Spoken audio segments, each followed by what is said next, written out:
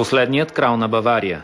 Така го наричат съгражданите му от Мюнхен и дори кръщават на негово име едно от най-големите летища в Европа. Политическата кауза на живота му обединена Германия в едни бъдещи Съединени Европейски щати.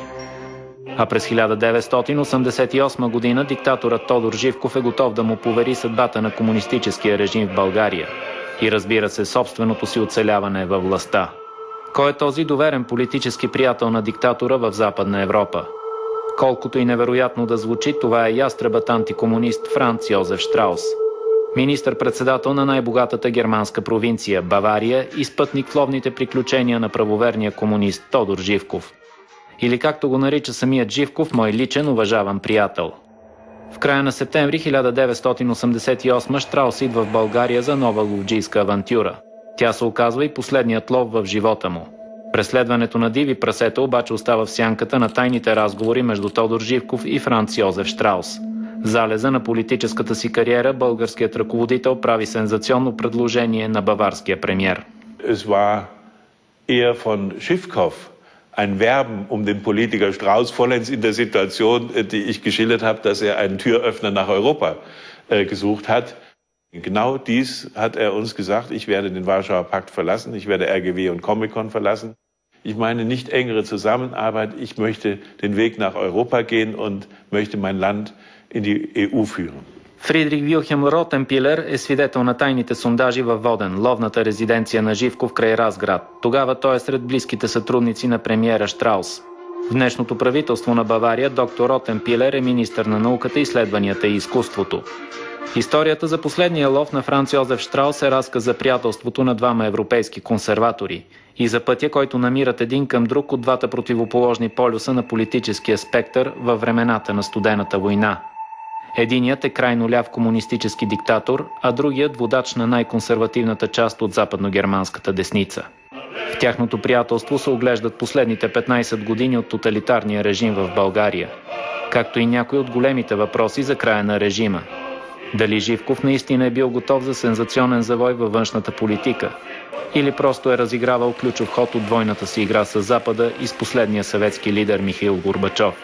Игра, която е имала една ясна цел – да му позволи да запази властта за пореден път в дългата си политическа кариера, дори и след смъртта на комунизма.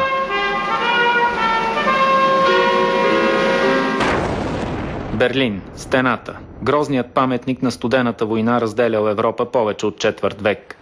Време на паради и манифестации зад желязната завеса. Време, в което България се управлява от комунистическия режим на Тодор Живков. Но през втората половина на 80-те години по Берлинската стена се появяват първите пукнатини. Западът притиска новия генерален секретар на Комунистическата партия на Съветския съюз Михаил Горбачов да отвори Бранденбургската врата. General Secretary Gorbachev, if you seek peace, if you seek prosperity for the Soviet Union and Eastern Europe, if you seek liberalization, come here to this gate.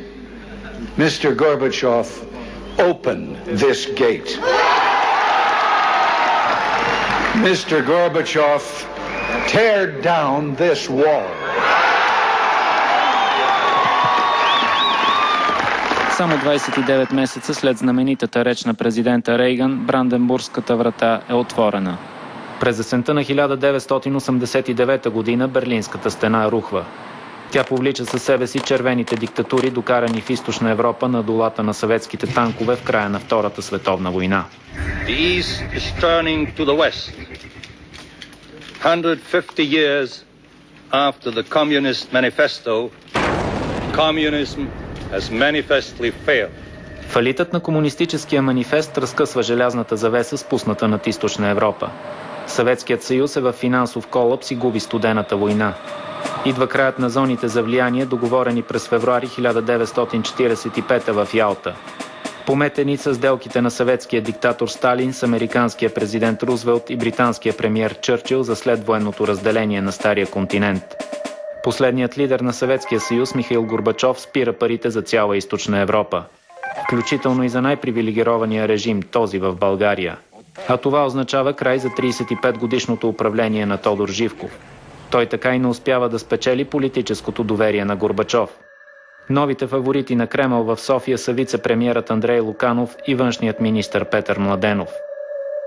Само ден след рухването на Берлинската стена на 10 ноември 1989 те свалят Тодор Живков от поста му на генерален секретар на ЦК на БКП. И с благодарности го пращат в историята. Позволете ми от името на Централния комитет, на Политбюро и лично от свое име да изкажа благодарност на другаря Тодор Живков за неговата дългогодишна и вярна служба на делото на партията и революцията. Живков обаче не се предава лесно. За да спаси режима си 4 години и половина, той води двойна игра с Съветския съюз и Западна Европа. Диктаторът залага на най-силната държава в тогавашната европейска икономическа общност – Федерална република Германия. Когато се срещах с германски дейци на различни равнища у нас и в ФРГ, обикновенно подчертавах, че в миналото за добро или за зло, историческата съдба бе свързала България с две велики страни – Германия и Русия. Това ще разкрие години по-късно в мемуарите си Тодор Живков. Но когато неговият режим върви към края си, той също свързва съдбата му с тези две велики сили. Целта на Живков е без да влиза в открит конфликт с Горбачов да получава свежи капитали в твърда валута. Западногерманските марки трябва да запушат пробойните в българската икономика, след като спират финансовите инжекции от Москва.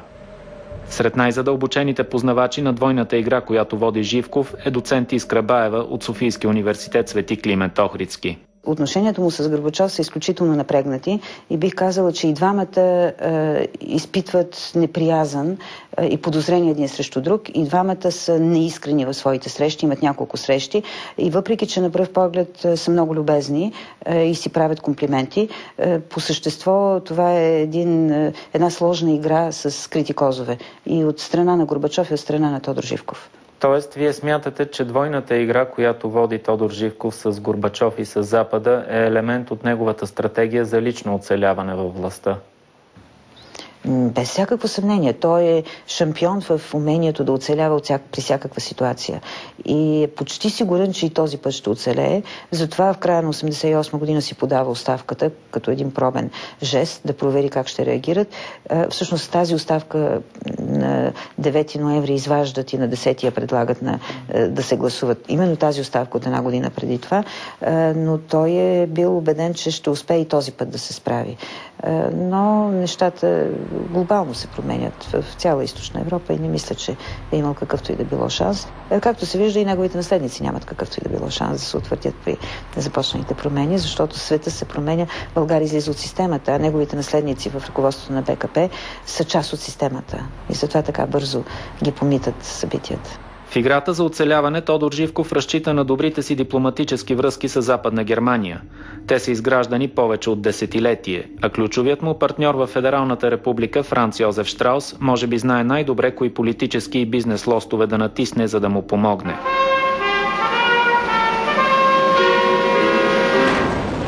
Премиерът на Бавария е сред най-влиятелните фигури в западноевропейската десница от 50-те години на миналия век до смъртта си през 1988. Въпреки това, пътят му в европейската и световна политика е противоречив. От яростен ястреб антикомунист до приятел на комунистически диктатори като Живков или съветския лидер Леонид Брежнев.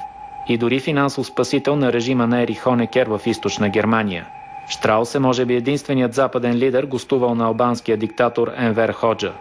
А след посещението му в Китай при Мао Цзедун, германецът се превръща в политическа сензация. Wenn man die Persönlichkeit Strauß sich in Erinnerung ruft, dann gab es natürlich die Klischees, Strauß ist der kalte Krieger und der Antikommunist. Und insofern haben sich viele immer gewundert, dass der Antikommunist und angebliche kalte Krieger gute Kontakte unterhielt in östliche Länder. Und ich denke, das ist nicht ein Verlassen der politischen Prinzipien bei Strauß gewesen, aber das ist der Realpolitiker Strauß gewesen, der gesehen hat, wenn ich hier mit den Ländern etwas bewegen will im Rahmen des ohnehin spärlich möglich erscheinenden, dann muss ich mit denen reden, die dort tatsächlich die Macht haben. Das ist keine Liebeserklärung und schon keine Sympathieerklärung, sondern damit hat er den Realitäten Rechnung getragen. От другата страна на желязната завеса Тодор Живков също е привърженик на възможните реалности в политиката. Изобщо Живков и Щраус имат много общи неща. И двамата са зодия Дева, родени са през един ден. Щраус на 6 септември, а Живков на 7. Разликата във възрастта им е само 4 години. По-млад е германецът, който се ражда през 1915 в разгара на Първата световна война. И двамата не са аристократи в света на политиката, а произходът им е повече от скромен. Щраус е син на мюнхенски месар, докато семейните корени на Живков са здраво вкопани в село Правец. Вероятно за това като политици са интуитивни, на моменти вулгарни и цинични. Хора от народа стъпили здраво с двата крака на местна почва. Единият в Бавария, другият в България. Двамата гонят интересите си без да се церемонят много с изказа, както разказва политическият съветник на Живков Костадин Чакъров. И Щраус и Живков имаха така, заобикаляха протокола, имаха брутално ясно изразяване политическо, което ги отдалечаваше от дипломатическия протокол, и с това се съвпаднаха. И двамата бяха наясно и не говориха на дипломатическата фразеология, която с 105 думи не казваш нещо, което може да се каже с 5 думи. Какъв е пътят на Щраус до голямата европейска политика? Той расте и учи в Мюнхен. Пред очите му набира сили национал-социализмът. По това време в една от местните бирарии Адолф Хитлер събира своите привърженици. А след изборната победа през 1933 Мюнхен се превръща в неофициалната столица на германския национал-социализъм.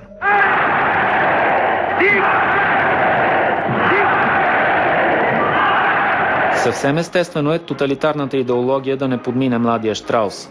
Като студент в Мюнхенския университет той влиза в Национал-социалистическата студентска лига. Дори става политически офицер във Вермахта по време на Втората световна война. Последните дни оберлейтенант Щраус попада в плен при американците. На 8 май 1945 той посреща края на войната като преводач към контраразузнаването на американската армия. General Eisenhower informs me that the forces of Germany have surrendered to the United Nations. The flags of freedom fly all over Europe. Въпреки възторга на Хари Труман, в източната част на континента флаг на свободата изобщо няма. Германският бутуш е заменен от съветските танкове. И докато в България младият лидер от БКП Живков налага съветския комунизъм, то в Западна Германия бившият военнопленник Щраус се отърсва от тоталитарното си минало.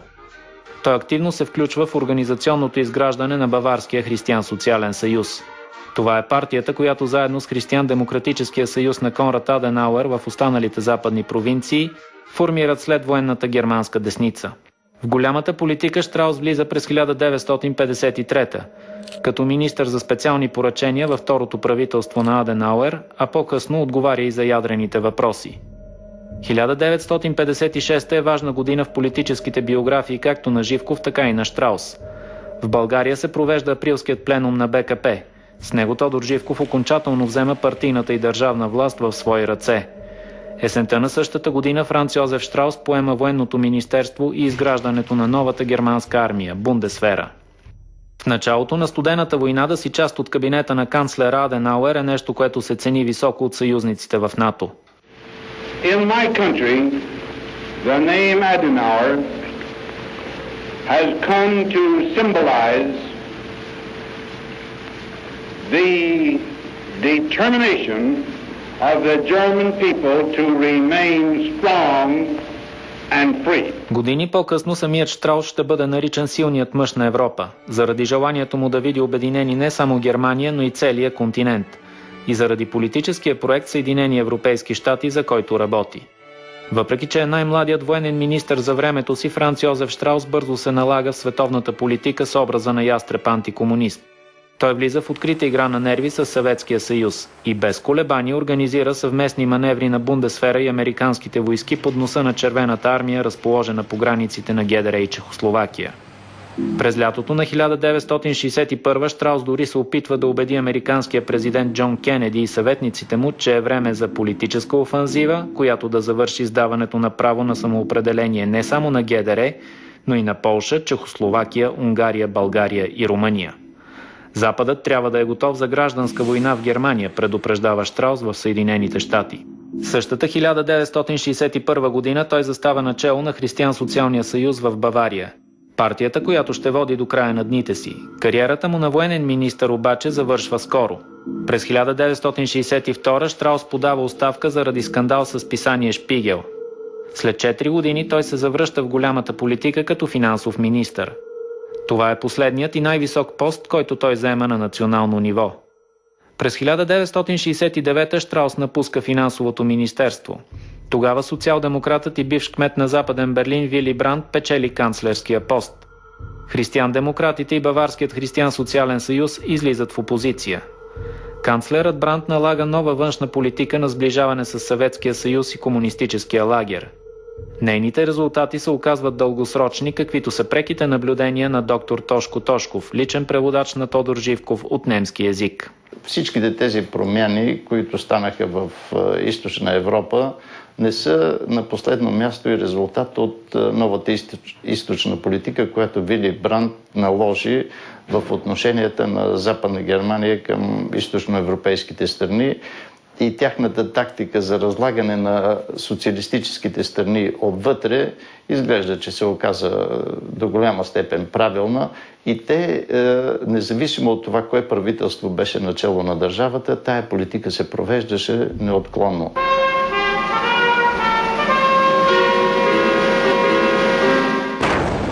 В началото на 70-те години Франц Йозеф Щраус е най-гласовитият критик на източната политика.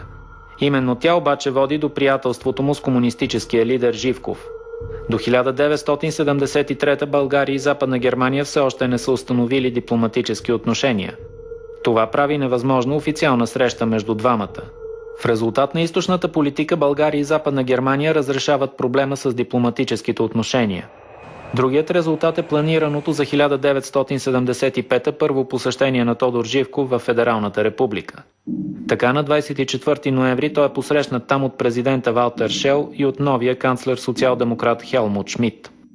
Шмидт има особени заслуги за създаването на нов климат, за възприемането на тъй наречената източна политика, зачитаща съществуващите реалности и насочена към нормализиране на отношенията на ФРГ с нейните източни съседи. Такава е оценката, която българският ръководител дава на канцлера Шмидт в своите мемуари. В тях той определя посещението като израз на едно ново, все по-налагащо се убеждение, че е нужен пробив в двустранните отношения. Свидетел на германската политика на Живков през следващите 14 години е доктор Тошков. До 1989, когато заминава като посланник във Виена, той е в кухнята на българо-германските отношения. А първата му мисия като личен преводач на българския ръководител е именно през 1975. Тодор Живков винаги е подчертавал, че той лично и България са безкрайно заинтересовани от едно по-тясно сътрудничество с Западна Германия. И той не е скривал своето разбиране, че Германия един ден ще се обедини и че това разделение на Германия на източна и на западна не е нормално и че това един ден ще стане. Гледайки напред каква ще бъде ролята на Германия в Европа и в света, той искаше едни малко по-специални отношения между Западна Германия и България. Заради тези по-специални отношения Живков остава в Германия 5 дни и установява близки контакти не само с представителите на управляващата социал-демократическа партия. Тогава той се запознава с двамата ключови играчи от дясната опозиция. Първият е лидерът на християн-демократите Хелмут Кол. Живков го определя като една от изгряващите звезди на политическия небосклон в Европа. Вторият е съперникът на Кол за лидер на десницата. Това е председателят на Баварския християн-социален съюз Франц Йозеф Щраус. Двамата с Живков се срещат за първи път в федералната столица Бон. Срещата беше договорена за 11 часа. Щраус закъсня някъде около 40 минути. Пристига в резиденцията, където Тодор Живков беше настанен целият запотен, запахтян и се извинява, че летял с Луфтханза, не летял със собствения си самолет и затова закъснял. Тодор Живков го прекъсва направо и му казва: господин Щраус, аз пък се радвам, че вие закъсняхте, защото цялото време си мислех как да ви покана на обяд, да седнем, да говорим спокойно. Никой в нищо няма да ни обвини. Цял свят знае кой е Франц Йозеф Щраус и колко правоверен комунист е Тодор Живков. Така че ние с вас няма от какво да се смущаваме. Заповядайте да седнем и да обядваме. Така седнаха и се създаде една много непринудена атмосфера. Живков не спира до тук. Той знае, че двамата с Щраус поделят една и съща страст, тази към лова. И на финала на разговора вади скрития си кос. Накрая Тодор Живков каза: вие сте ловец и аз съм ловец и бих се радвал да дойдете в България и да отидем заедно на лов. Щраус с удоволствие прие тази покана и така се заредиха няколко посещения в България, но успоредно с деловите разговори, които се водеха, се установи и един много непосредствен личен контакт между тях двамата. Ловджийските авантюри в България силно впечатляват Франц Йозеф Щраус. Общата ловна страст споява приятелството между ястреба антикомунист и комунистическия диктатор. Според Костадин Чакъров, между тях се създава особена близост. И далеч преди да се вземат решения у нас или дори да се информират съюзниците от Варшавския договор, българинът споделя с Щраус плановете си за реформи и намеренията си във външната политика. Същата оценка за отношенията им дава и внучката на Живков, Евгения. Знам, че имаха близко политическо приятелство, което през годините се превърна в, така наистина бих казала, истинско приятелство между двамата. Дядо ми високо ценеше Щраус като политик, като човек, с който може да споделя своите виждания, възгледи и да се консултира. Това е, което аз знам и което дядо ми е разказвал за него. Обичаха и да ходят заедно на лов. Според доктор Ротен Пилер обаче едва ли може да се говори за приятелство между двамата политици, особено от страна на Франц Йозеф Щраус. Und ich habe im Verhältnis zu Schiffkopf zum Beispiel überhaupt nichts feststellen können, wo man sagt, das war eine freundschaftliche Beziehung, sondern das war sehr protokollgerecht. Es war eher von Schiffkopf ein Werben um den Politiker Strauß, vollends in der Situation, die ich geschildert habe, dass er einen Türöffner nach Europa gesucht hat. Und es war ein gemeinsamer Jagdaufenthalt, aber es war keine Kameraderie oder eine kumpelhafte Atmosphäre, sondern die Grundlage all dessen war in der Tat, die Welt ist so, wie sie ist. Und wir müssen mit denen reden, wenn wir etwas verändern wollen, im Rahmen dessen, wo es damals möglich erschien. Und dann ging die Tür weiter auf, als wir alle gedacht hatten. Не само необходимостта от диалог между изтока и запада сближава Щраус и Живков. Въпреки че техните политически доктрини са напълно противоположни, и двамата ги следват от едни и същи позиции, тези на утвърдени консерватори в собствените си страни. И прави впечатление, и така изглежда почти парадоксално тези близки отношения, които се установяват между Тодор Живков и Франц Йозеф Щраус, водача на Християн-социалния съюз, но всъщност погледнато от през по-широка призма, исторически погледнато, това не е толкова парадоксално, защото Тодор Живков след толкова години управление, той неизменно е станал до голяма степен консерватор. 3 години след първата среща с Живков, Щраус заема премиерския пост в родната си Бавария. През 1980 той печели дълго чаканата номинация на ХДС и ХСС за канцлер. Heute geht es die Erhaltung, die Stärkung, den Ausbau unserer gemeinsamen freiheitlichen demokratischen Grundordnung gegen den Volksfrontterror auf den Straßen, gegen bürokratischen Sozialismus, gegen den SPD-Staat. Heute geht es darum, die Atlantische Allianz wieder zu festigen, zu stärken, auszubauen, gegen eine immer stärkere Abhängigkeit von der Sowjetunion. Щраус обаче губи изборите от Хелмут Шмидт. След тази загуба той се оттегля от националната политика. Концентрира се изцяло върху превръщането на Бавария в най-мощната германска провинция и в най-развитата икономическа зона в Европа. В тези планове влиза и развитието на връзките с комунистически управници като Тодор Живков. Natürlich war die Frage auch für Bayern immer die Beziehung nach Südosteuropa. Wir haben traditionell von der bayerischen Geografie her schon immer Beziehungen gehabt nach Südosteuropa, auch in das damalige Jugoslawien, nach Bulgarien, nach Rumänien, wobei völlig klar war, das Verhältnis Rumänien-Bulgarien war nicht das einfachste. Und insofern war auch Strauß sicher da ein interessanter Gesprächspartner, weil er in beide Länder durchaus über Beziehungen verfügte. Какво стоеше в интереса на Тодор Живков да се срещне, да се запознае с Штраус? Штраус беше една от най-силните и най-влиятелните личности в Германия, макар че беше само председател на Християн-социалния съюз в Бавария, но неговата политическа тежест в Германия беше огромна и всеки го знае, и особено в финансовите среди и в икономиката. Така че личните връзки с Штраус бяха от особено значение за развитието на цялостните отношения между България и Западна Германия. Штраус беше с огромно влияние и той можеше да повлияе на германските делови кръгове, както и ставаше. Премиерът на Бавария използва връзките си с Тодор Живков и за друга цел.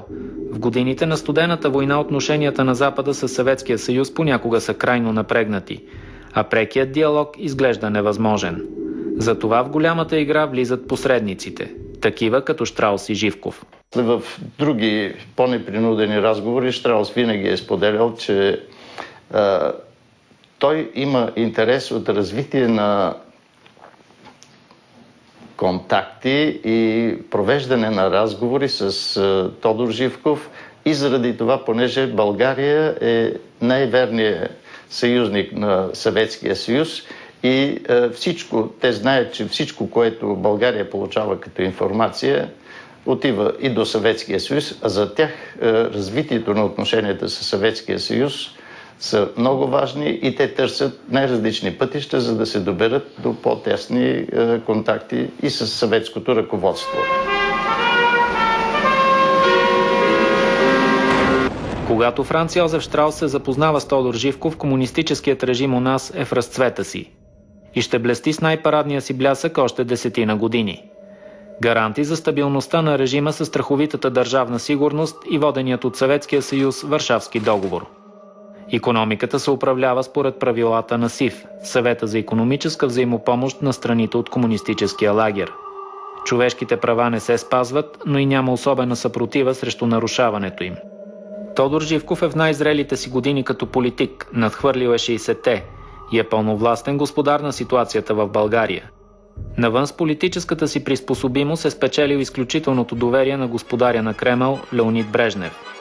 Цари безметежното време на Брежнев, според думите на самия Живков. Цената, която той плаща, е безпрекословна вярност и преданност. На кого? На московията, както обича да казва Живков. Той дори щедро предлага България да стане 16-та съветска република. Затова на конгресите на Комунистическата партия на Съветския съюз българският ръководител е посрещан с овации, които са привилегия само за съветските лидери. Слово предоставляется первому секретарю ЦК Българской коммунистической партии, председателю Государственного совета Народной Республики Болгарии, товарищу Тодору Живкову.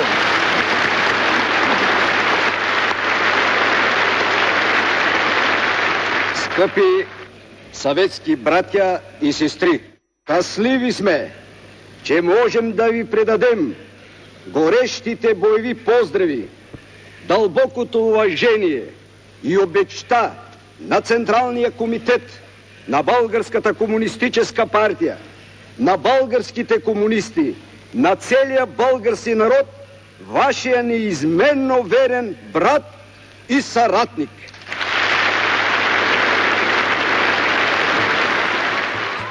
Какво получава България в замяна на братската дружба и офертите за 16-та република? Леонид Брежнев осигурява на комунистическия режим повече от $500 милиарда безвъзмездна помощ на година. Средствата идват под формата на съветски суровини, които най-често веднага се реекспортират за твърда валута. Парите са напълно достатъчни на Живков да индустриализира изостаналата държава, както и да поддържа не висок, но достатъчен стандарт на живот за непретенциозното българско население. В този период ние в историята на България няма такъв чуждестранни държави, който да направи толкова много, колкото Брежнев направи за България, за сметка на награждаване, за сметка на политическо ухажване и така, на което, както щете го наречете, Между 500 и 600 милиона долара беше скритата помощ, която беше договорена, беше най-голямата тайна между България и Съветския съюз. Те ни даваха безвъзмездно като компенсация за ниските цени на селскостопанската продукция. При нас 80% от експорта беше в Съветския съюз. А нека си бъдем честни, изнасяме буклук. Как са договорени стотиците милиони долари в съветски суровини, които страната ни получава срещу продукция, селскостопанска, а по-късно и промишлена, със съмнително качество? Това става през септември 1973. Брежнев прекъсва отпуската си в Крим и отменя посещението си в Узбекистан, за да дойде в София. Тогава Живков го награждава с най-високото българско звание Герой на Народна република България. След което двамата отиват на лов във Воден край Разград. Това е личната ловна резиденция на българския ръководител. В нея запаленият ловджия Брежнев постига голям успех. Отстрелва трофей от Елен за златен медал. Идва ред и на конфиденциалните разговори между двамата ръководители. Те се провеждат на 20 септември във Воден. За тази среща в българските архиви е останал запис по бележки, озаглавен беседа на другаря Тодор Живков и другаря Леонид Брежнев.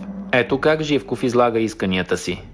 Второ, за нефта. Бих искал да подчертая, че ние си даваме сметка за вашите трудности в тази област, за това, че ако дадете на нас повече нефт, другите братски социалистически държави също ще поискат увеличение. Даваме си сметка и за вашите ангажименти към несоциалистически страни. Но аз искам да подчертая едно особено обстоятелство, което важи само за България. Няма друга социалистическа страна, която да е така бедна на природни ресурси, в това число и на енергийни източници, както България. Ние нямаме не само нефт и газ, ние нямаме и други природни ресурси. Живков се мотивира и с ниските цени, на които България изнася плодове, зеленчуци, консерви и месо в Съветския съюз. Загубите от тези цени, според българския ръководител, се покриват с държавни дотации. Но разберете, че ние повече така не можем да издържим. Че България не може да съществува, ако и в бъдеще продължи сегашното положение. Ако всички отбягват да обсъждат въпроса за цените на селскостопанските продукти, а в същото време искат от нас през следващата петилетка да увеличаваме доставките на селскостопански произведения. Повтарям, не искаме да отидем на международни цени, но като минимум трябва да се направи нещо за ликвидирането на този 1 милиард лева дотации в селското стопанство, което нашата страна ежегодно дава. Какъв е отговорът на Леонид Брежнев? На практика той лично поема ангажимент да изпълни исканията на Живков, въпреки че обещанието му е много витиевато. Ако ми се отдаде възможност, ако страната разполага с ресурси, аз смятам, че нашето политбюро ще се отнесе с разбиране и ние ще намерим много варианти за удовлетворяване на вашите желания. Аз смятам, че такива недоразумения може да има и с някои други страни. Затова ние ще поискаме Министерският съвет да внесе в Политбюро точен доклад за всичко, което искат другарите и за всичко, което е договорено и онова, което не може да се изпълни. Може би при обсъждането на този доклад ще има удобен момент за взимане отношение по поставените от вас въпроси. Сделката между Живков и Брежнев става най-строго пазената тайна от останалите съюзници в СИВ и Варшавския договор. В края на Воденската среща съветският ръководител дори настоява тайните договорки да бъдат маскирани като беседи. Целта е да се разсеят всякакви бъдещи съмнения. Може би трябва да дадем и едно съобщение, че другарите Брежнев и Живков са посетили Разградски окръг и там, в присъствието на придружаващите ги другари, са имали дружески беседи. Иначе могат да кажат, къде изчезнаха, та ги няма. Държеше се много голяма тайна, защото Брежнев му каза, добре, това ще го поискат и унгарци, и чехи, и поляци. Тогава той Живков му каза, това ще го знае само ние двамата и никой няма да го знае. Нали? Така. Значи ние постигнахме и се къпехме в ресурси съветски. Пазари необятни. Значи 11,5 тона и половина нефт доставки. На символични цени. Газ, невероятни количества, невероятни цени.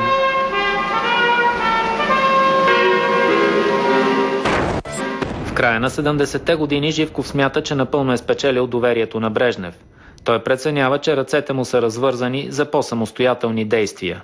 При Брежнев в последните години вече Тодор Живков успя да получи абсолютно такова доверие. Имаха също такива топли отношения. Той му позволи доста в това отношение да така да импровизира и да разчупва много неща. Нали. Отношенията бяха на двамата много сърдечни. Импровизациите на Живков всъщност са опити за плахо отваряне на страната към Япония и Европейската икономическа общност. Още след пътуването си до Осака за световното изложение Експо 70, диктаторът признава, че се е почувствал смазан. Причината е в сериозната технологична изостаналост на социалистическия лагер от западните държави. Последвалите визити в Германия и отново в Япония през 1978 окончателно убеждават Живков, че трябва да търси път към Запада, без да къса или застрашава пъпната връв с съветския режим и СИВ. Това, което аз знам от дядо ми, още от по-рано, още от първите си посещения през 70-те години, по-скоро края на 70-те, началото на 80-те години в Япония и в развитите европейски държави, като Германия. Дядо ми така имаше намерение да отвори България в тази посока, да бъдат взети всички възможни опити, които имат тези развити държави в сферата на различните технологии, за да може България да се развива и да се отваря към други икономики. Той нееднократно е казвал, че би искал България да се превърне в бъдеще в една, аз съм чувала, мини Япония, също така и мини Германия. Модернизацията и отварянето на българската икономика са маскирани с лозунгите за научно-техническа революция. Любима теза на Живков до края на властта му. Трябва да ни е пределно ясно. В нашето по-нататъчно развитие няма място за ничия земя между научно-технически разработки и тяхното практическо прилагане. Изгрява часът на технократското крило в БКП. Негови лидери са двама от вице-премиерите през втората половина на 80-те години – Огнян Дойнов и Стоян Марков. Дойнов е член на Политбюро на БКП, а Марков кандидат-член. Задачата на технократите в БКП и правителството е да модернизират българската индустрия и да осигуряват модерни западни технологии за промишлеността. Това обаче не винаги става легално. Първата причина е в ембаргото на технологии за комунистическия изток, наложено от Запада. То се спазва особено строго, след като Роналд Рейган става американски президент през 1981. Втората причина е в традиционната подозрителност на съветските лидери. Въпреки доверието на Брежнев към Живков, в Москва все още оценяват като вражески западните технологии и разпространението им в Източна Европа. Така в надлъгването с Запада и Съветския съюз влиза българското научно-техническо разузнаване. В центъра на шпионските игри стои кражбата на технологии или това, което и до днес се нарича промишлен шпионаж. Каква е схемата на шпионите от държавна сигурност? Внос на технологии и достъп до западни пазари чрез купуване и наливане на пари в чужди фирми. Така от една страна се избягва ембаргото, а от друга се финтират съветските забрани. За да разберете трагедията ни. Тогава чрез разузнавателните структури, през Виена, използвахме наши задгранични резидентури, за да направим, да влезем в контакт с тях, те да ни определят една фирма, че да нямаме междудържавни отношения, което не се разреша, а да имаме междуфирмени задължения. Разбирате ли ни мъката? Това са ни скромните опити, които сме правили. Аз съм бил в много такива операции. През 1984 БКП стартира най-мащабният проект за промишлен шпионаж – проектът Нева. Географският спектър на шпионските операции е много широк и надхвърля границите на Европа. За нас беше много важно да получаваме технологии, да можем да произвеждаме през Израел. Значи ние имахме връзка с електрониката. През Южна Корея също имахме. Значи японци също ни дадаха в един разговор ни дадоха високотехнологични произведения. Директно ми подариха ни ги там, но имахме много голям разузнавателен център, научно-техническото знание, който успя бързо да адаптира тези технологии. Така българската индустрия успява да се модернизира. Към средата на 80-те години тя вече обработва безплатните съветски суровини с западни технологии. Живков и технократите в БКП формулират тезата за България като мост между изтока и запада. На 60% вече в българската индустрия цели отрасли работиха за западни технологии. Това беше излична заслуга на такава политика, която никога не сме противопоставили на съветските, защото за нас това беше огромен пазар и огромен суровинен тил. Краят на безметежното време на Брежнев идва в средата на 80-те, няколко години след смъртта на съветския диктатор. Той умира на 10 ноември 1982. Явно от тогава датата е лоша за Тодор Живков. През март 1985 за генерален секретар на КПСС е избран Михаил Горбачов. Той обявява управлението на Брежнев за ера на застоя. Горбачов поема курса на промени, по-известни като перестройка и гласност. Именно перестройката ще вкара в гроба Съветския съюз и източноевропейския комунизъм. 73-годишният Живков опитва да се приспособи към поредния съветски лидер в дългата си политическа кариера. Отново с братски целувки и прегръдки. Отново с лозунгите за вечна дружба.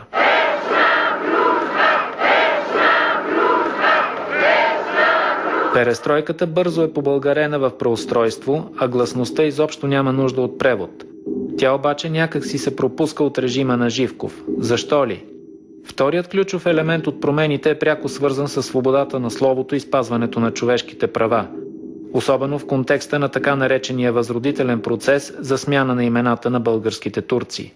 Затова гласността изглежда доста спорна за управляващата комунистическа върхушка. Докато в полето на икономическото преустройство Тодор Живков декларира готовност дори за по-сериозни промени от Горбачовите, а трудовите колективи в България радостно посрещат новия съветски лидер.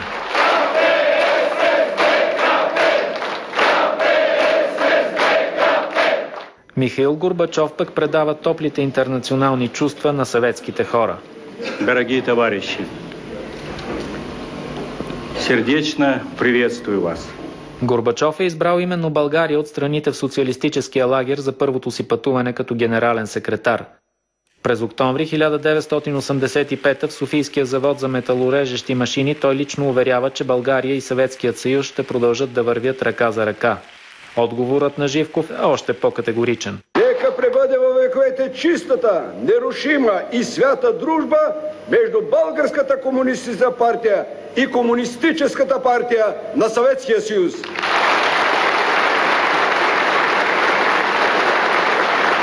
Международна република България и Съюза на съветските социалистически републики.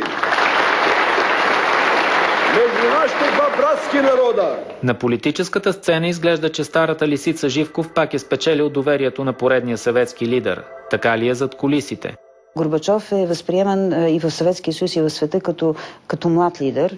Той е относително млад, не е истински млад, но за тогавашното време, след геронтокрацията в Съветския съюз е млад лидер и смята, че трябва да контактува с друго поколение, с ново поколение в източноевропейските държави и струва ми се, че почти вън от съмнение, че полага усилия да замени старите муцуни, в кавички казано, старите лидери на източноевропейския блок с нови реформатори според него. Доайен на старите муцуни в Източна Европа е Тодор Живков. Въпреки това, неговата внучка смята, че и през 1985 той все още има желание за реформи. Дори според нея, идеята на дядо и за отваряне към Запада става причина за сблъсъка с Горбачов. Тези процеси, за които говорих, за това отваряне на България чрез икономиката към западните страни, за промените вътре в политическата система в страната, доведоха до конфликти между него и Горбачов.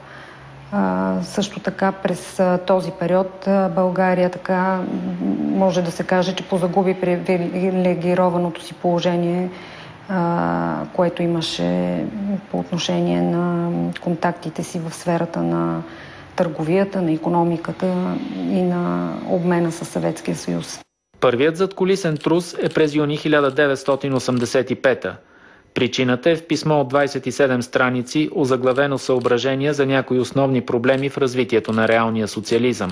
Той е написан от Тодор Живков и поставя началото на сложните му отношения с Михаил Горбачов. Сложността на взаимоотношенията се дължи преди всичко на усещането на Тодор Живков, че Горбачов не иска да работи с него. И това става ясно още 1985 година, когато Тодор Живков със самочувствието на доайен в източноевропейския блок при едно свое пътуване, минавайки през Съветския съюз, изпраща едно писмо на Горбачов.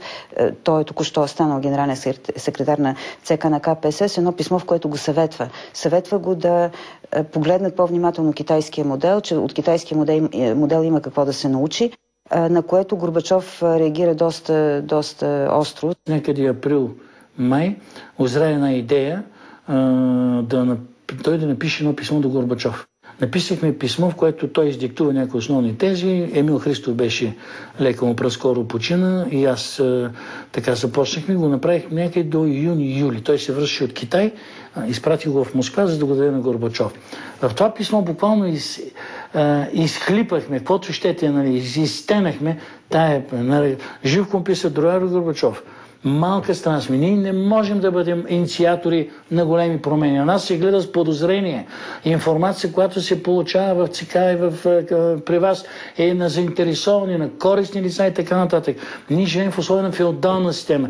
Ние разчитаме на политически идеологически натиск. Нас не е страх от науката. Страх ни е за монопола на партийните позиции. Всичко това го записахме. И знаете какъв беше ефект? Горбачов го хвърли в шкофчето и на никой не го е дал. През същата 1985 новият лидер предприема първите опити за икономическо оздравяване на Съветския съюз. Геополитическият колос е в финансов фалит. Страната спешно се нуждае от собствените си природни ресурси и богатства. Затова Горбачов спира кранчето за Източна Европа, през което са изтекли и над 6 милиарда долара безвъзмездна помощ за България. Как стана това? Директно и брутално каза, не спирайте го това. Брежнев е дал, той бил богат. Имаше ли разговор? Не, едностранно. Абсолютно. Разговор не се получаваше. И отведнъж, когато още през октомври 1985 година Горбачов идва в България и разбира се, за друго събитие, за СИВ, но при разговора си с Тодор Живков казва: дружбата си е дружба, сирането е с пари. И променя изцяло икономическите взаимоотношения между Съветския съюз и България, като отменя онази субсидия от 400 милиона рубли годишно за българското селско стопанство, поставя под въпрос желанието на Съветския съюз да получава всички тези стоки, промишлени стоки, които получава от България, независимо от тяхното качество. Правитель может считаться хорошим, если он обеспечил страну продовольствием и оружием. Конфуций еще когда сказал. Ситуацията за българската икономика става още по-тежка. Тя е принудена да работи в почти военновременни условия. След края на помощите с 1/3 са урязани и плановите доставки на съветски ресурси. Това обаче не е лична война на Горбачов с Живков. Има много сериозни трудности в икономическите отношения, но те не се дължат на решение на Горбачов, на волята на Горбачов. Те се дължат на сменената икономическа основа на отношенията. Но това, че Съветски съюз вече няма безкритично да приема стоки. Ние започнахме да не получаваме, т.е. недовнос всяка година в размер на около 30% от годишните планирани протоколи, които са подписани, които трябва да ни доставят, за да работи. А казана на икономиката е огромен. И тогава какво започнахме? Започнахме този недовнос да го вкараме от Запада, но цените вече бяха много различни. Лавината на външния дълг връхлита България. Страната, която до тогава има кредити за 1 милиард долара, стремглаво започва да трупа нови задължения. А насреща липсва братското рамо на Съветския съюз. България е известна с това, че е най-близкият съюзник на Съветския съюз и поради тази причина толкова горчивина има в отношението и на Тодор Живков към Горбачов, тъй като Тодор Живков е свикнал, че съветските лидери и въобще Съветския съюз винаги ще помогне на България в беда, а тези беди, най-общо казани, тези дългови кризи, в които периодично изпада България, тя винаги е спасявана със съветски заеми или със съветски кредити, които често пъти после са опрощавани. Според различни оценки, след 1985 България хлътва с по 1,5-2 милиарда долара на година. Костадин Чакъров и шефът на Българската народна банка Васил Коларов на няколко пъти подготвят секретни доклади за Живков. В тях те предупреждават за изключително бързото нарастване на външния дълг. Оценките на размера му през 1988 са за над 8 милиарда долара. Един от докладите на Коларов на практика сочи фалита на комунистическата система в България. Каква беше реакцията на Живков на това? Реакцията беше, как да ви кажа, нееднозначна. Ние тези анализи от всякъде пристигнаха. Имаше ли измерение да се търси алтернатива в Западна Европа? Алтернативите бяха до толкова, доколкото търсихме източници в рамките на възможността. В тези рамки на възможното влиза и засилване на официалните контакти с Запада. На първо място е Германия. С нейния политически елит Живков вече лично изградил стабилни връзки. И най-важното, добре се познава с канцлера Хелмут Кол. Въпреки че отношенията им никога не достигат близостта с Франц Йозеф Штраус. До лични контакти не се стигна, макар че иначе те си имаха голямо доверие и Кол се отнасяше с уважение и с респект към Тодор Живков и беше благосклонно настроен към България. Кол искаше да се съдейства и да се помага на България с каквото може. След 1985 двете страни си разменят поне по 5 официални визити на министерско ниво всяка година. До края на 1988 в България идват по 3 пъти вице-канцлерът и външен министър Ханс Дитрих Геншер, министърът на икономиката Мартин Бангеман и разбира се Франц Йозеф Штраус. Тодор Живков почти напълно размразява отношенията с капиталистическа Германия. През 1987 режимът престава да заглушава предаванията на радио Deutsche Welle на български език. На следващата година двете страни официално си разменят военни аташета, което до тогава е невъзможно заради опасенията от шпионаж. Влиза в действие договор за защита на инвестициите. Сбъдва си една от мечтите на Живков – спогодба за сътрудничество в технологичното развитие с Западна Германия. От западноевропейските държави без всяко съмнение най-близки са отношенията и най-щедри заеми получава България от Федералната република. Германия достигна стокообмена между България и Германия $800 милиона. Германия беше от всички страни в Европа и в света. Говорим тогава за това разделение изток-запад. От запада беше първият партньор. През 1987 с неподправения си политически нюх Тодор Живков предусеща края на студената война. На 8 декември във Вашингтон президентът Рейган и съветският лидер Горбачов подписват договора за унищожаване на ядрените оръжия със среден обсек на действие. Това са ракетите, които създават непосредствен риск от ядрен конфликт в Европа и са най-голямата пречка за бизнеса между изтока и запада. For the first time in history, the language of arms control was replaced by arms reduction. In this case, the complete elimination of an entire class of US and Soviet nuclear missiles. But the importance of this treaty transcends numbers. We have listened to the wisdom in an old Russian maxim, and I'm sure you're familiar with it. Mr. General Secretary, though my pronunciation may give you difficulty, the maxim is doviai no proviai, trust but verify. Но значение этого... На каждой встрече вы это повторяете. Въпреки че церемонията е през декември, Рейган и Горбачов са договорили унищожаването на ракетите още в края на предишната година. Последвалите преговори в Женева между двете суперсили доминират международните отношения през цялата 1987, но по същество само уточняват подробностите. За да се ориентира в настроенията на Запада, Тодор Живков отива в Федералната република.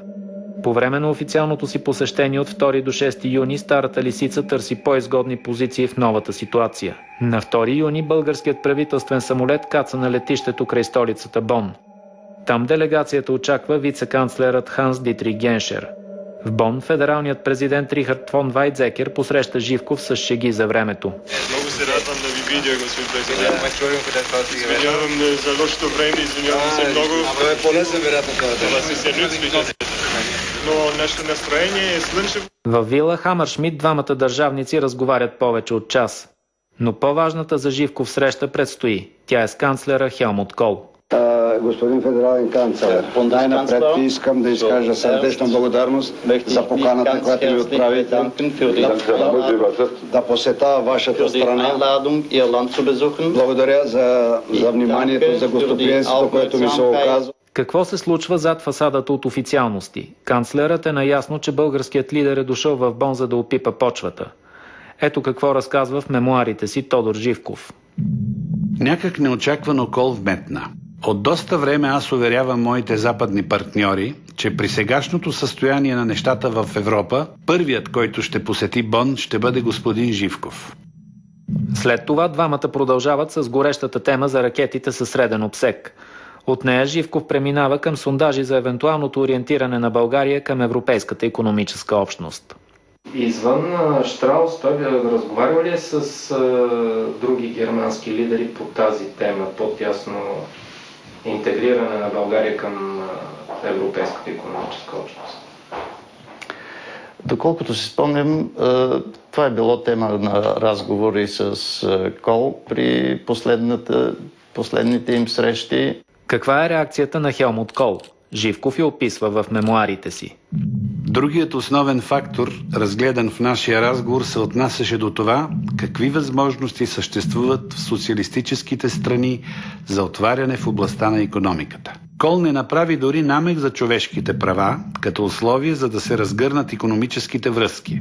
Това също ме убеди колко мъдър бе моят домакин. След възродителния процес, темата за човешките права се превръща в кошмар за Живков при срещите му с западни лидери. Затова той е благодарен на Кол, че заобикаля тази тема и скача направо в икономиката. Как българският ръководител тълкува подобна добронамереност? Западът се задъхваше от свръхпроизводство и от други икономически проблеми и той се нуждаеше от пазари, главно от пазарите на изтока. В същия дух е и на здравицата, която Кол вдига по време на официалната вечеря. Федерална република Германия желае да даде активен принос за траен положителен обрат в отношенията изток-запад, казва канцлерът, преди да чукне чашата си с тази на българския диктатор. Предлагам тост за плодотворното развитие на отношенията между Народна република България и Федерална република Германия, за благото на нашите народи, за мира и сигурността, за равноправно сътрудничество в Европа и в света, за здравето на федералния канцлер доктор Хелмут Кол, за здравето на всички присъстващи. На здраве! Извън светлините на прожекторите, Живков изглежда още по-доволен от посещението. В традиционния си стил той се шегува с домакина Хелмут Кол. Те му разказаха здравеопазване, постижения, индустрия, числа, показатели и той така каза: господин Кол, на последната вечеря, тук вика, при вас от всеки ъгъл наднича социализма. Вие казвате, изграждате едно богато общество и ще стигнете, казва, до едни справедливи социалистически принципи на национална политика. И почва сме да не вземете, вика, да се разтурите хубавата държава, вика, да направите по наш модел социализъм. И тогава жената на Кол стана, отиде да го целуне и аз вика, за пръв път виждам такъв източен ръководител, който така да говори ясно, недосмислено. След срещите с канцлера, Тодор Живков не пропуска да се види и със стария си приятел Штраус. Но сериозните разговори с него са оставени за края на август, когато двамата ще ловуват във Воден.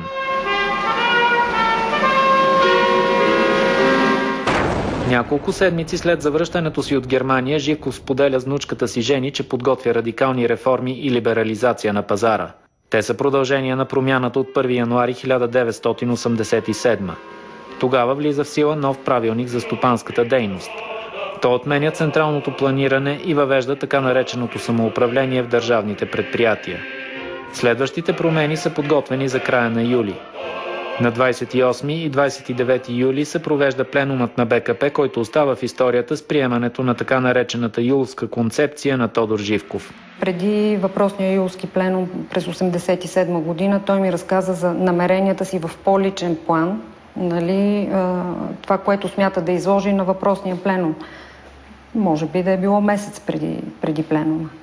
Ми сподели какви са му намеренията и че вероятно ще има съпротива и той знае, че ще има съпротива и че това е процес, който не може толкова бързо първо да стане. Това трябва да бъде осмислено от хората, които са в ЦК на БКП, в Политбюро и постепенно да се върви по този път. Също така имаше идея и за ориентиране към пазарна икономика. Именно тогава се създаде и указ 56, който даваше възможност за създаване вече на частни фирми.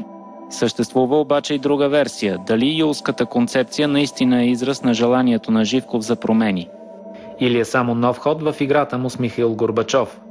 Скритата цел е да се покаже като по-голям реформатор от реформатора в Кремъл. Виждайки, че Горбачов не иска да работи с него, прави всичко възможно да се покаже като реформатор и дори прави една гигантска реформа, това, което е юлската концепция от 1987 година, една реформа, която, ако внимателно погледнем не само нейните общи теоретични положения, а и законопроектите, които са предвидени и някои от които са подготвени подготвени, само не стига време да бъдат гласуване. Това е всъщност опит за преход от държавен социализъм към държавен капитализъм.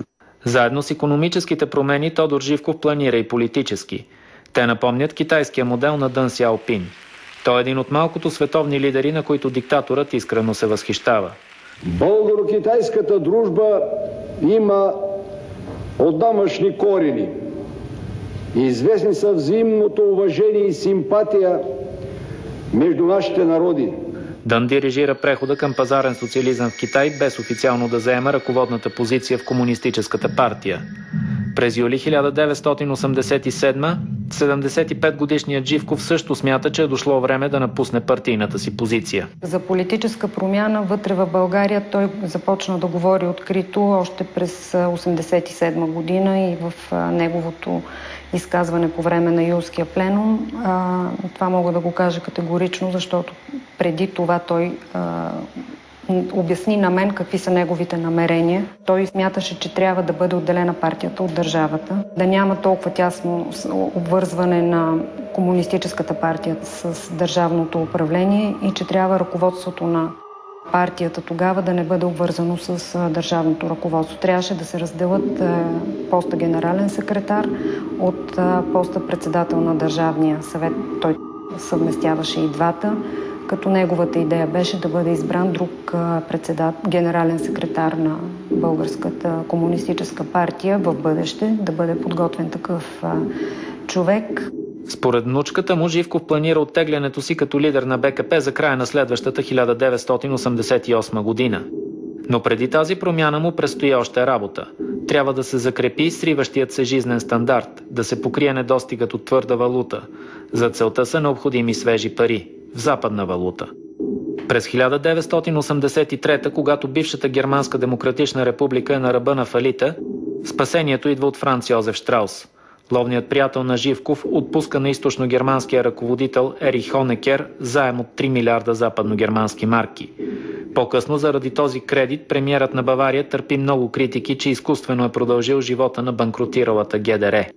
На 26 август 1987 Штраус пристига в София. След успешното политическо посещение в Германия през юни, сега с баварския министър-председател може и трябва да се говори за пари. Още повече, че двамата с Живков вече са договорили създаването на обща българо-баварска търговска банка.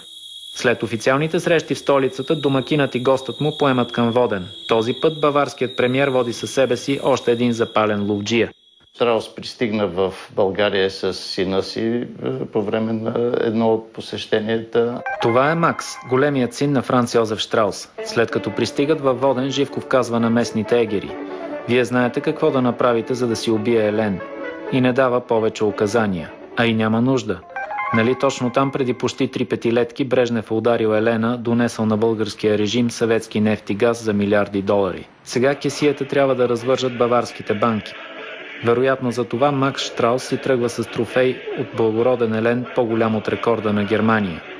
По време на същата визита Живков качва своя приятел на черноморската си перла, яхтата Балкан. Така Франц Йозеф Штраус става последният чуждестранен гост на борда на яхтата. Какъв е резултатът от ухажването на баварския премиер? Доколкото знам, това са едни 700 милиона марки, които отпускат на българското правителство. Освен това, заемът от 700 милиона западно-германски марки, който получава България, има изгодни условия. Лихвата, при която баварците дават кредита, е 2%. Тези заеми, те се дават щедро на онази България, социалистическа България. Причината за тази щедрост, включително и на Франц Йозеф Штраус, е, че България е платежоспособна. Това е държава, зад която стои Съветския съюз и е известно, че тези заеми при всички случаи ще бъдат заплатени. Това не са рискови заеми. След 1985 обаче този фактор не отчита икономическата промяна в отношенията между България и Съветския съюз. Гарантът вече е фалирал и не може да покрива задълженията на изрядния платец. Това ще доведе до натрупването на външен дълг с катастрофални за България размери. След посещението на Живков и с баварския кредит през 1987 отношенията с Западна Германия поемат във възходяща посока. На обратния полюс са връзките с Кремъл. Връхна точка достига само конфликтът между ръководителите на България и Съветския съюз. По същото време от особен интерес за Живков са оценките в Западна Европа за действията на Горбачов. Агентите на Държавна сигурност водят активен политически шпионаж в Европейската икономическа общност. Техните доклади до генералния секретар на ЦК на БКП разкриват ласкавото отношение в общността към съветския лидер и реформите му. Докато Живков търпи провал при опита си да се покаже като реформатор в очите на Горбачов. Юлската концепция не постига целта си. Напротив, тя буквално вади от релсите генералния секретар на КПСС. Горбачов изпрати неговия емисар Медведев, Вадим Медведев, който беше секретар по международните въпроси. Той руга Тодор Живков като имперския наместник.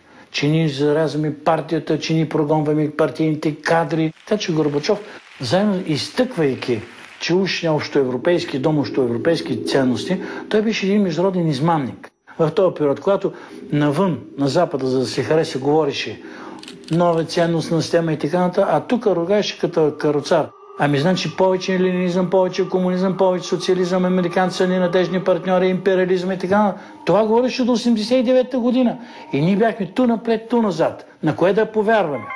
През октомври 1987 Живков е извикан в Кремъл. Там той трябва лично да разясни на Горбачов юлската концепция. Жени Живкова заминава за Москва заедно с дядо си и става свидетел на реакцията му веднага след разговора с Горбачов. Той не беше така особено доволен от тази среща и така беше доста, бих казала, напрегнат от разговорите, които бяха водили. Очевидно, че вече това напрежение така било доста напреднало. Все пак една такава голяма държава като Съветския съюз трудно би преглътнала малка държава като България да бъде и водещата в някакви промени. Според стенограмата от срещата, Горбачов е ядосан на Живков и заради политиката на сближаване с Запада и Федералната република.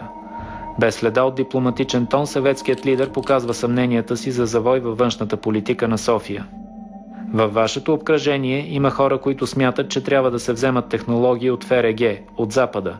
Такива разговори, такава ориентация ни безпокоят, категоричен е Горбачов. Заплаши, че искам да сме мини ГФР, мини Япония. Той всъщност тук той визира Огнян Дойнов, Стоян Марков и така нататък, които реализирахме движение мост между изтока и запада технологически и го сложихме една великолепна формулировка, която едно ден свържи. Въпреки резкия тон на съветския лидер, Живков не се отказва от старата си тактика на приспособяване. Той отново показва желание да работи с Горбачов. И още в Москва прави опит да отиграе ситуацията, като демонстрира незнание. Няма да крия, изненадан съм, че у нас има хора, които си поставят за цел да отклонят България от социалистическия път на нейното развитие, да я превърнат в някаква си мини ФРГ или мини Япония. Според съветниците на Живков, дори тогава той е далеч от идеята да се прекъснат връзките с Кремъл. Живков до последния момент каза, това е Съветски съюз, той си даваше сметка. Ако е за въпрос за авантюра, той каза, аз мога да направя тази авантюра, но ако отговарям само за себе си. Но той каже, но когато отговаряш за народ, не можеш да постъпиш така. Не може експорта, вноса, износа, т.е. стомаха, портфела на един народ да бъде в ръцете на Съветския съюз, т.е. всичко ни е там, жизнените ни връзки, и изведнъж да тръгнеш някаква друга посока. Самоубийство беше чисто самоубийство. Вероятно за това след завръщането си от Москва Живков жертва фигурите, които предизвикват гнева на Горбачов. На практика идва краят на политическата кариера на технократите Дойнов и Марков. На преден план в правителството излиза вице-премиерът Луканов, който е смятан за близък до екипа на съветския лидер. След разговора в Москва Живков се убеждава в две неща. Горбачов едва ли е съвсем наясно на къде го водят реформите. И второ, генералният секретар на КПСС е по-силен в приказките, отколкото в реалните действия. Живков и приближените му дори го упрекват в двуличие. Той смяташе, че по-скоро Горбачов повече говори за перестройка, като че ли смяташе, че Горбачов в някаква степен задържа дори това развитие на така наречената перестройка. Но както Живков не вярва на Горбачов, така и съветският лидер няма доверие в реформаторския устрем на българина. Горбачов обвинява Живков, че е отишъл твърде далеч, че поставя под въпрос ръководната роля на Комунистическата партия, което е ерес от гледна точка на идеологията, и го критикува именно за това, че отишъл твърде далеч в реформирането на системата, продължавайки обаче да се съмнява в искреността на реформаторския дух на Тодор Живков и продължавайки да залага на други фигури в българското политическо ръководство, които смятат, че са по-искрени горбачовисти, и това наистина е така, и с които предпочита да работи.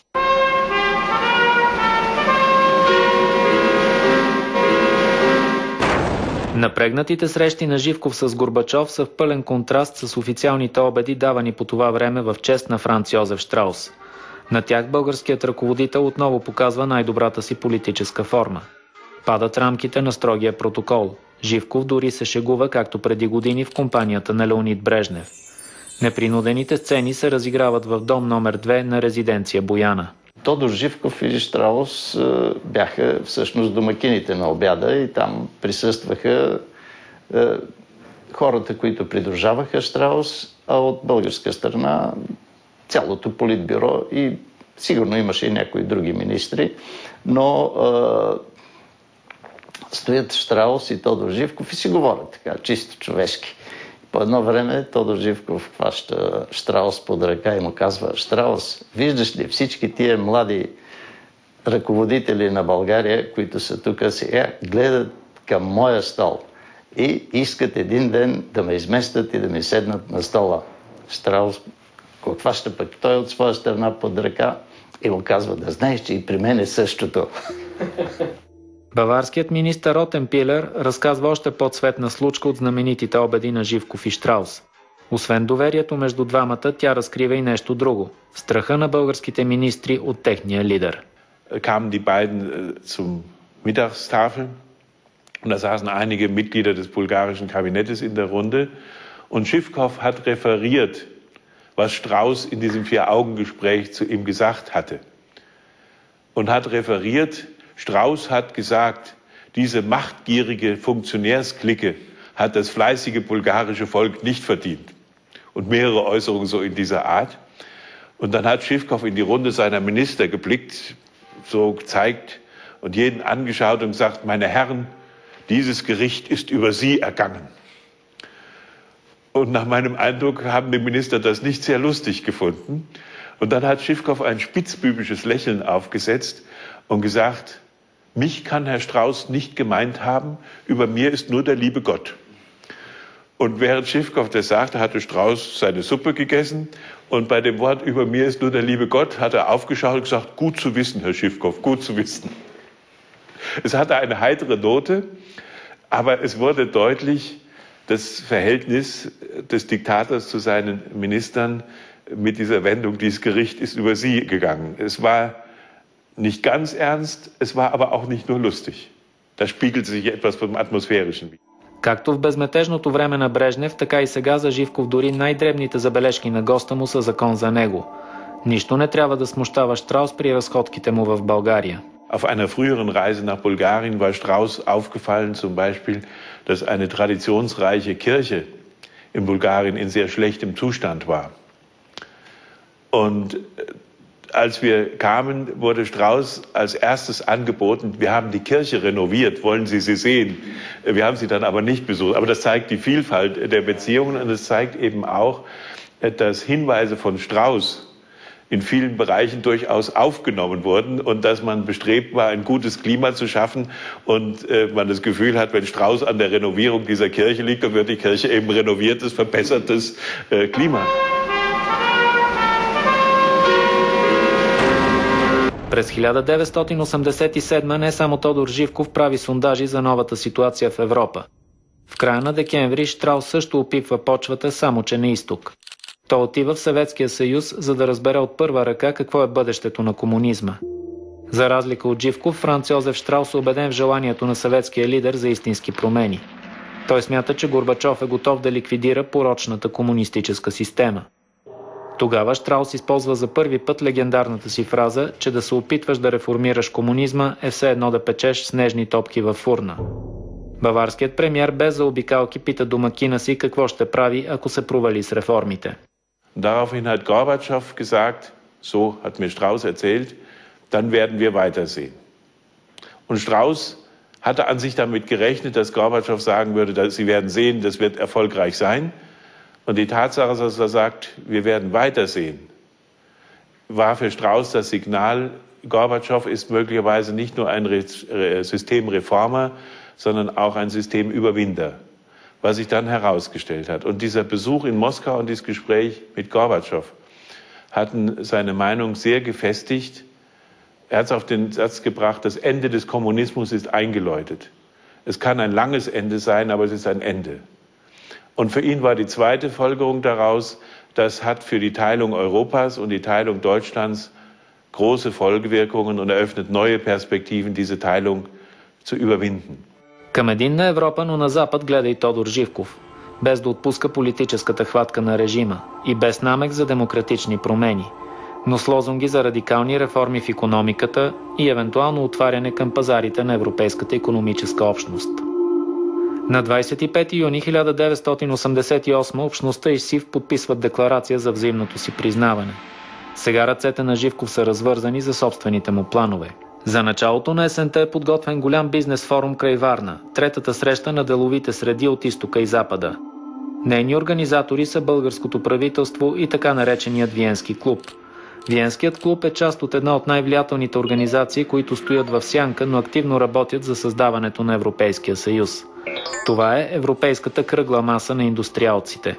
Официалната тема на форума е стратегически подходи за разширяване на икономическото сътрудничество Изток-Запад в променящата се глобална обстановка. Пристигат повече от 100 шефове на европейски банки и световни корпорации като Coca-Cola, Pepsi, General Electric, Rank, Xerox, Shell, Electrolux, Fiat, Thyssen, Siemens и Alcatel. Европейската комисия и нейният председател Жак Делор изпращат във Варна вице-президента по икономическите въпроси германеца Карл Хайнц Нариес. В България пристига и председателят на Виенският клуб Умберто Аниели, брат на легендарния шеф на Фиат Джани Аниели. Комунистическият режим е представен и от тримата икономически вице-премиери – Луканов, Дойнов и Марков. Страните от социалистическия лагер също са пратили икономическите си величия във Варна. Разбира се, подобен бизнес форум в България не може да мине без Франц Йозеф Штраус. Освен премиер на Бавария, той е шеф на борда и на една компания, която днес е сред символите на Обединена Европа. Компанията се казва Airbus. Und Strauß war gebeten worden, vor diesem Gremium einen Vortrag über die Zukunft der Ost-West-Beziehungen zu halten. Штраус обаче не смята да се задоволи с протоколна лекция. Какви са неговите намерения? Главен помощник при подготовката му за форума е доктор Ротенпилер. Hat es sehr intensiv so genutzt und ich werde nie vergessen, hat mir die Rede, die halten wollte, vorher gezeigt. Und dann habe ich zu ihm gesagt, Herr Ministerpräsident, Sie sind eingeladen, über die Zukunft zu sprechen. Und die Aussage Ihrer Rede ist, mit diesem kommunistischen System habt ihr keine Zukunft. Ich finde das sehr hart formuliert. Und dann hat er mich angeschaut und gelächelt und gesagt, Sie werden sehen, ich werde es noch deutlicher sagen. Wenn man mich einlädt, hat man Anspruch auf die ganze Wahrheit. Бизнес форумът Изток-Запад започва на 24 септември в черноморския курорт Златни пясъци. Председател на официалното откриване е шефът на Виенския клуб Аниели. На масата до него са Тодор Живков и Франц Йозеф Штраус. Умберто Аниели дава думата на домакина Живков. За разлика от доскорошните му речи пълни с идеологеми, в Златни пясъци той използва нова риторика. Оценява като закономерен факт бъдещия единен пазар в Западна Европа. Призовава за интеграционни процеси в икономиките на различни страни. Кани чуждестранни инвеститори в България и разяснява мерките за гарантиране на техните пари. След Живков идва редът на баварския премиер. Това е още едно свидетелство за специалните му отношения с българския ръководител. И нещо невиждано до тогава. Писменото приветствие от съветския премиер Николай Ришков да бъде прочетено след речта на западен лидер. Er hatte ja zu den Reformen Gorbatschows schon mal diese berühmt gewordene Formulierung gebraucht. Der Versuch, den Kommunismus zu reformieren, ist der Versuch, Schneebälle zu rösten. Und er hat in seiner Rede in Varna bei diesem Kongress sehr deutlich gemacht, die Zukunftsunfähigkeit des kommunistischen Systems, weil es der Natur des Menschen und dem Gang der Geschichte zuwiderläuft. Wobei bemerkenswert war, er hat diese Rede nicht etwa polemisch oder aggressiv gehalten, sondern ja, wie ein Analytiker. Wie ein Analytiker, nicht provozierend, aber analytisch und analytisch scharf. Официалните представители на страните от социалистическия лагер не изглеждат очаровани от речта на Штраус. Стига се дори до сериозен конфликт, който тогава няма как да влезе в журналистическите материали за форума. А официозът, вестник Работническо дело, цитира най-безопасните части от речта на баварския премиер. Ich saß während der Rede so, dass ich die kommunistischen Führer während der Rede beobachten konnte und in den Mienen war abzulesen, ja, ich sage mal, eine gewisse Versteinerung. Nach der Rede gab es einen kurzen Höflichkeitsapplaus, aber auch nicht mehr. Und dann waren alle Vertreter der östlichen Seite verschwunden. Тогава при баварската делегация отива шефът на австрийската банка Кредит Анщалт Ханес Андрош. Дълги години банкерът е сред най-влиятелните фигури в Социал-демократическата партия на Австрия и водач на така нареченото технократско крило. Той е министър на финансите, вице-канцлер и дясна ръка на социал-демократа Бруно Крайски, който управлява Австрия повече от 13 години.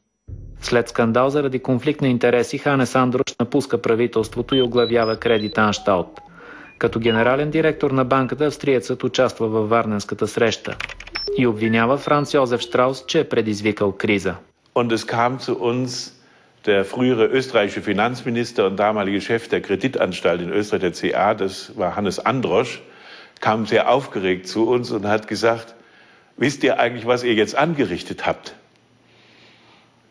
Und erzählte uns, er hatte zufällig mitbekommen, dass die östlichen Politiker und Wirtschaftsführer sich zu einer Beratung zurückgezogen hatten, ob man sich so etwas gefallen lassen könnte und wie man darauf reagieren sollte. Es war dann einige Stunden, ich sage mal, Funkstille. Франц Йозеф Штраус изглежда доволен, че неговата реч е ударила точно в целта, а хората от българския протокол търсят изход от създалата се ситуация. Es hat dann, ich kann es nicht mehr genau sagen, einige Stunden gedauert, dann kam der Vertreter des bulgarischen Protokolls mit einer Formulierung, die sich mir eingeprägt hat, die lautete, es gibt einen Vorschlag. Wir sollten uns über die Thesen von Herrn Strauß noch mal in einer kleinen Runde mit Herrn Präsidenten Schiffkov unterhalten.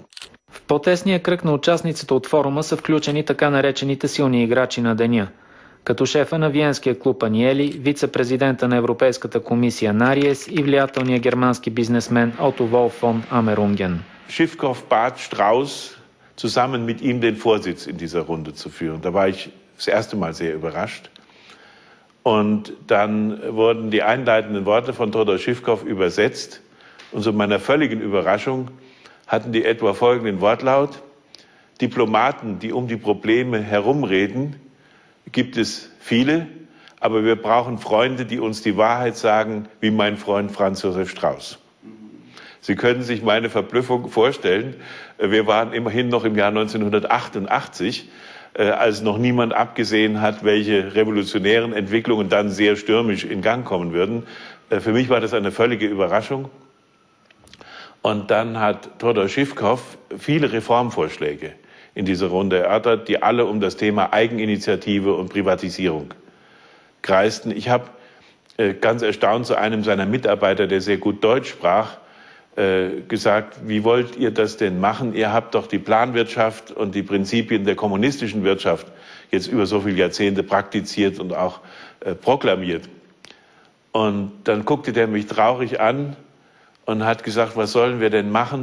Wir sind doch wirtschaftlich am Ende. Das habe ich als einen ganz erstaunlichen Offenbarungseid empfunden. Das hat auch im Westen so niemand gesehen, dass das so dramatisch sich in der Innenansicht. Не само доктор Ротен Пилер е изненадан от развоя на Варненския бизнес форум. Шефът му Штраус също не е подготвен за признанията на Живков. Nein, ich glaube nicht, dass er damit gerechnet hatte. Für Strauß stand das in größeren Zusammenhängen. Strauß war nicht jemand, der gesagt hat, in der nächsten Woche bricht der Kommunismus zusammen. На следващия ден, 25 септември, деловата среща Изток-Запад е закрита от вице-премиера и министър на външно-икономическите връзки Андрей Луканов. Неговата риторика следва тази на Живков, а в някои отношения отива и по-напред. Луканов говори за концепцията за общ европейски дом и за усилията на Западна Европа и СИВ да изградят обединени пазари за стоки, услуги и други производствени фактори. Това са бъдещи факти и ситуации, с които ще трябва да се справяме и да използваме в нашето сътрудничество, заключава вице-премиерът. 13 месеца по-късно именно той е сред реформаторите в БКП, които свалят Тодор Живков от власт. В тази група влизат и фигури като външния министър Младенов и международния секретар на ЦК на БКП Димитър Станишев. Реформаторите поддържат близки контакти с съветския лидер Горбачов и екипа му. Това им позволява да предприемат дори задкулисни ходове срещу Живков. Възможно ли обаче през ранната есен на 1988 Луканов да води собствена политика, а на международен форум да използва проевропейска риторика без благословията на партийния и държавен лидер? Абсурд не може да говори, напротив. Мисля, че всичко е било съгласувано. Дядо ми винаги се консултираше по различни въпроси с много хора, събираше мнения и смятам, че тази риторика, политиката, която е така изповядвана по това време, е била съгласувана и с него, и вероятно и в Политбюро. След като през 1988 вице-премиерът Луканов все още следва линията на диктатора, то каква е тя? Наистина ли Тодор Живков подготвя външно-политически завой към бъдещия Европейски съюз? Изненадващите отговори на тези въпроси идват часове след като Живков и Щраус приключват участието си във Варненския форум. Заедно с близките си сътрудници двамата заминават за Воден. Und wir wurden dann mit einer bulgarischen Militärmaschine zu diesem Jagdrevier geflogen und ich habe gestaunt, wie groß Jagdreviere des Präsidenten in Bulgarien sind. Ich habe in meinem Leben noch nie solche Hirschrudel gesehen, wie ich sie da sehen durfte. Ich habe allerdings niemanden erschossen, ich habe nur die Hirschrudel angeschaut. Und Todor Živkov und Strauß sind dann auf die Jagd gegangen und anschließend fand ein Mittagessen statt. Strauß war sehr betrübt. Er hatte eine Wildsau schießen wollen. Er hat gesagt, die bulgarischen Wildsäue waren zu schnell. Ich habe immer nur hinterher geschossen. Aber es kam die Überraschung.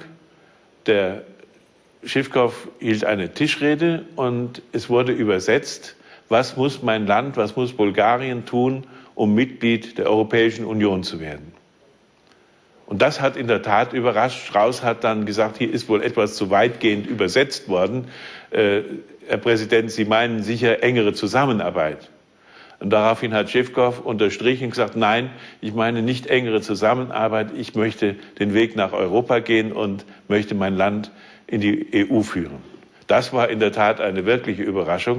Желанието на Живков е сензация. Доайенът на комунистическите лидери в Източна Европа иска да поведе страната си към капиталистическия Запад. И то преди студената война да е завършила.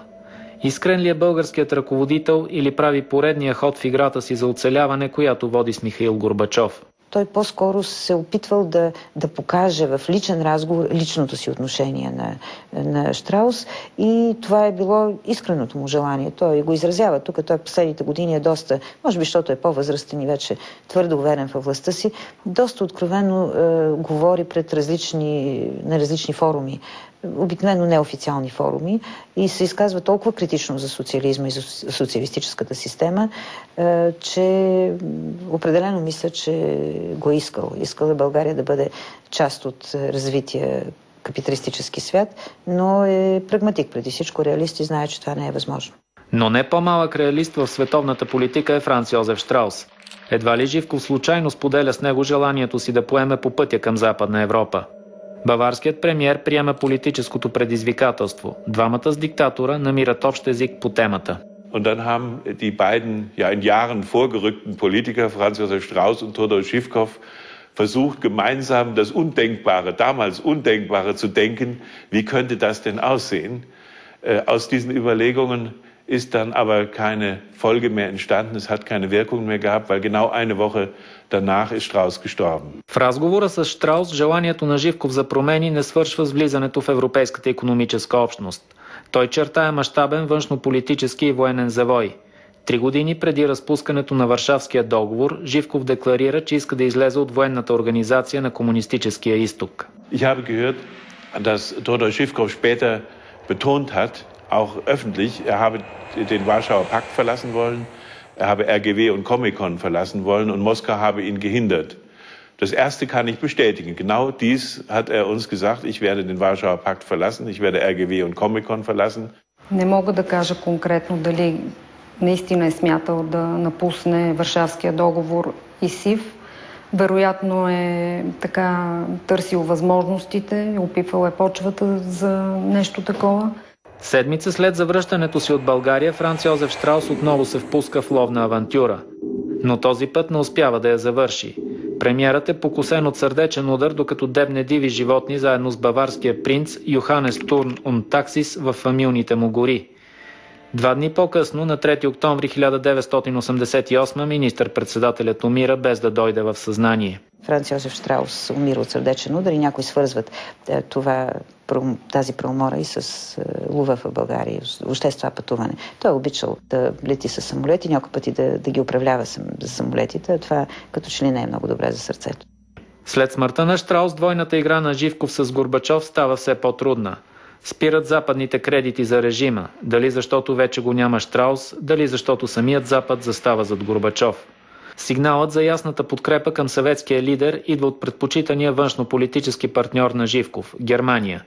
Това става в края на ноември 1988, когато в България идва президентът Вайдзекер. Според мен, и това се чувстваше в разговорите с западногерманските ръководители, на които аз съм присъствал, линията, която се провеждаше от Горбачов, го извади от равновесие и западните политици го чувстваха това и го знаеха.